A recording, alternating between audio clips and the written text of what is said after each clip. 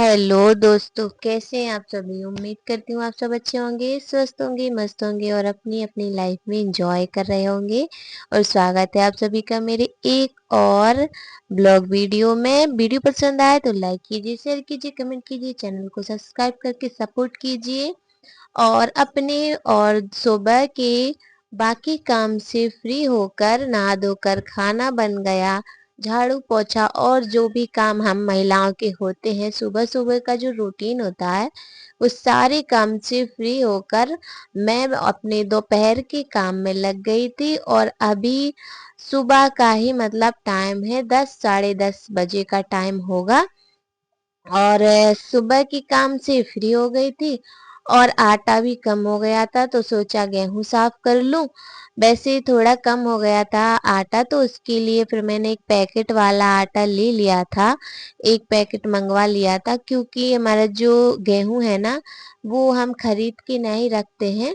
और हमारी जो गेहूं है ना, ये हमें जो सरकारी खाद्यान्न मिलता है ना, वहां से मिलता है। तो वहां पर वो कह रहे थे कि 16 तारीख के बाद मिलेगा।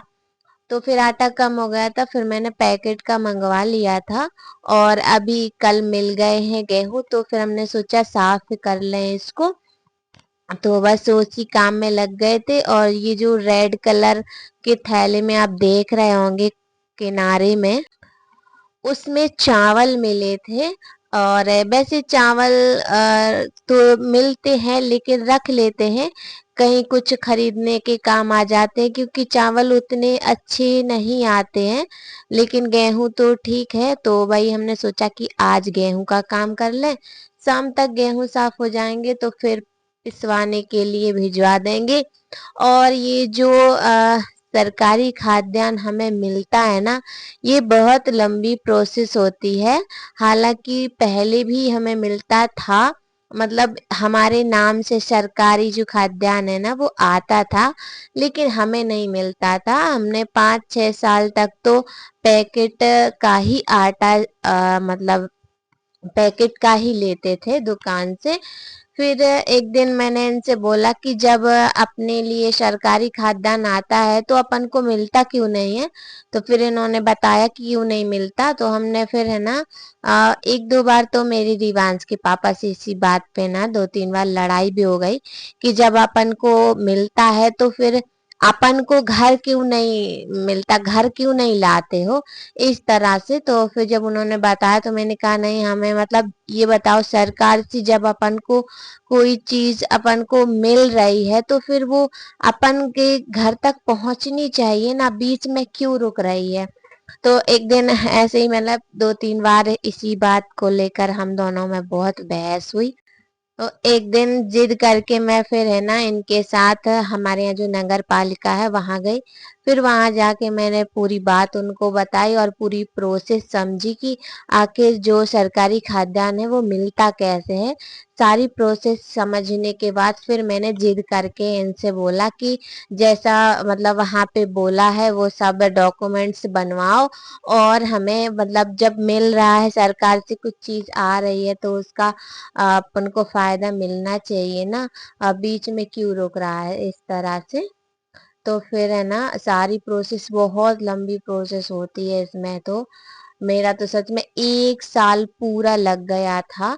और अभी पिछले साल ही हमें नवंबर से सरकारी खाद्यान्न है जो वो मिलने लगा है। तो पहले पैकेट का आटा लेते थे, और अभी हम ये मिलने लगे गेहूं, तो फिर अब पैकेट का नहीं लेना पड़ता। लेकिन हाँ, जब कभी गेहूं मिलना लेट हो जाए, लेट से मिलते हैं, देर हो जाती है, तो फिर जरूर हमें पैकेट लेना पड़ता है।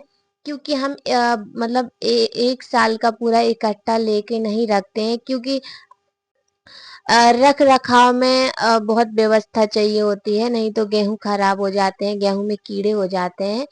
और अभी इतना मतलब ये बोलते हैं ना कि भंडार गृह होता है, मतलब ऐसे जैसे गेहूं अपन ड्रम में या फिर कहीं भी इकट्ठा करके रखते हैं, तो उतनी जगह भी नहीं है। और मतलब गेहूं खराब भी हो जाते हैं, कीड़े हो जाते हैं। तो फिर मैं नहीं लेके रखती, पैकेट ही लेती है। और देखते हैं कभी, अभी तो फिलहाल ये काम चल रहा है, तो बस चल रहा है। अगर वैसे हमें लगेगा कि हाँ अब मतलब गेहूं इकट्ठा लेके रखना चाहिए तो फिर लेके रख लिया करेंगे। फिलहाल तो भी यही चल जाता है।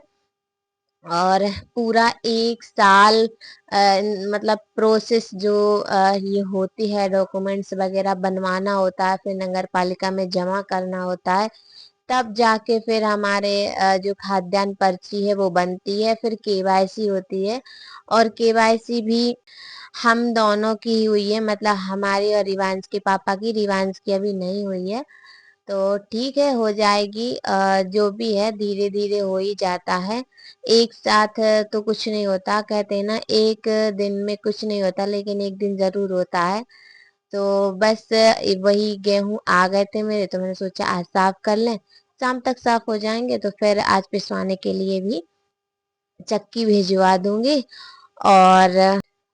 और दोस्तों कैसे हैं आप सभी? वैसे ब्लॉग तो ठीक है, आप सबसे बात भी हो जाती है, मुझे तो बहुत अच्छा लगता है। ब्लॉग वीडियो बहुत टाइम से सोच भी रही थी मैं बनाने का, और ब्लॉग के बहाने ही सही अपनी मतलब मन की बातें हैं जो हमारी यूट्यूब फैमिली से हम कह पाते हैं, और अच्छा भी लगता है, खुद को व्यस्त रखते हैं, मन भी ठीक रहता है। क्योंकि अगर हम मतलब खाली बैठें, कुछ काम ना करें, तो फिर दिमाग में जो है दुनिया भर की बातें आती हैं और फिर टेंशन होती है, बुरा लगता है। तो इस चीज से बचने के लिए खुद को कहीं ना कहीं व्यस्त रखना चाहिए, अच्छी बात होती है। और फिर यूट्यूब के ही बहाने, ब्लॉग के ही बहाने कम से कम खुद को व्यस्त रखती हूँ, तो थोड़ा मन भी अच्छा रहता है, इधर उधर की बातें नहीं आती। और मेरी यूट्यूब फैमिली है मेरे मन की बातें सुनने के लिए, समझने के लिए।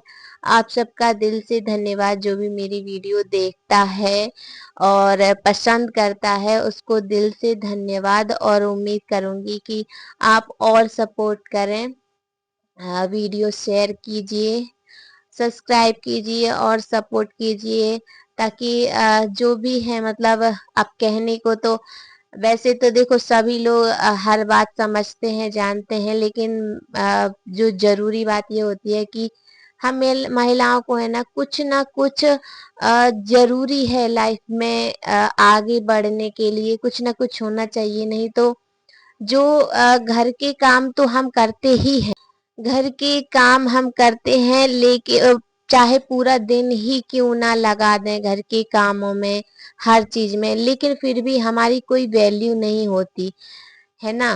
तो जब तक हम कुछ इनकम नहीं करते या कुछ करने नहीं लगते, तब तक हमारे घर में कोई वैल्यू नहीं होती।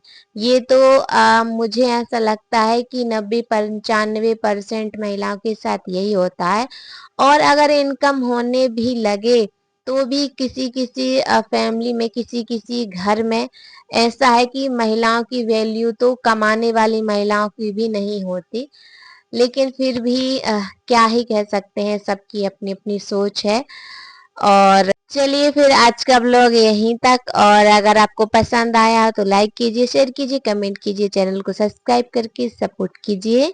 हमारी अगली वीडियो का वेट कीजिए, और हम आपके लिए बहुत अच्छे अच्छे वीडियो लाते रहेंगे। प्लीज सपोर्ट कीजिए, अपना ध्यान रखिए।